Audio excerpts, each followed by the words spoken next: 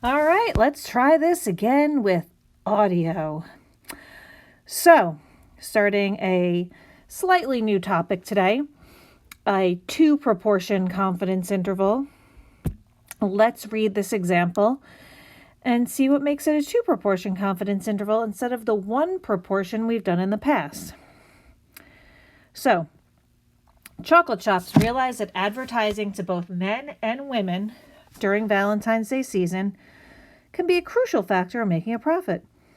A local chocolate shop finds that 52% of 473 men, that's got to be important, say they will purchase chocolates for Valentine's Day, but 44% of the women in the poll plan to purchase chocolate. Okay. Now, let's just organize this real quick. I know that for men,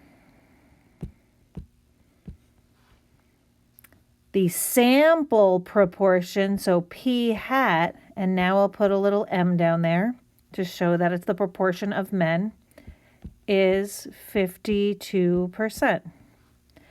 And it tells me that the sample size is 473. For women, the sample proportion is 44%, and the sample size is 522. Find a 95% confidence interval for the difference, it's in bold already, so I won't highlight it, the difference in the proportions of males and females who will purchase chocolate for Valentine's Day. All right, so hopefully you all remember that a confidence interval always goes like this. Your statistic of interest plus or minus your critical value times the standard deviation of that statistic. Now, the statistic of interest is this difference in the proportions. So over here for statistic, I'm going to put the difference in the proportions. And it doesn't matter which order I do the difference, men minus women or women minus men. It doesn't matter until you write your conclusion later on. And then plus or minus the critical value. Since this is a proportion, I'm going to use Z. And then the standard deviation, we've done this before. Hopefully it rings a bell.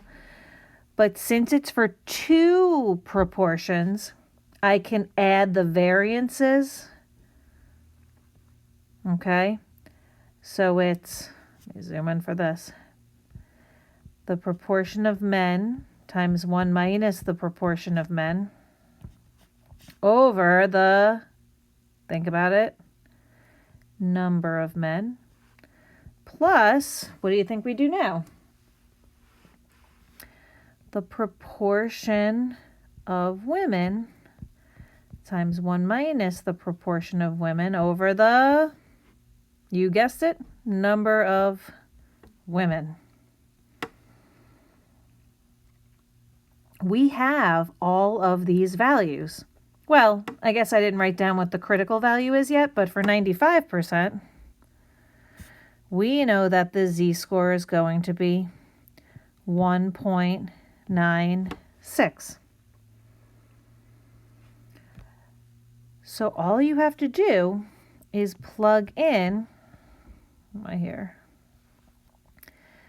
the 0.52 everywhere you see the proportion of men, the 0.44 every time you see the proportion of women, and you should be able to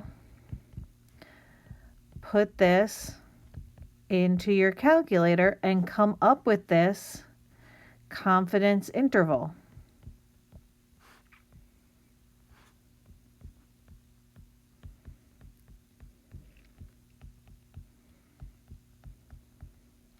Oops.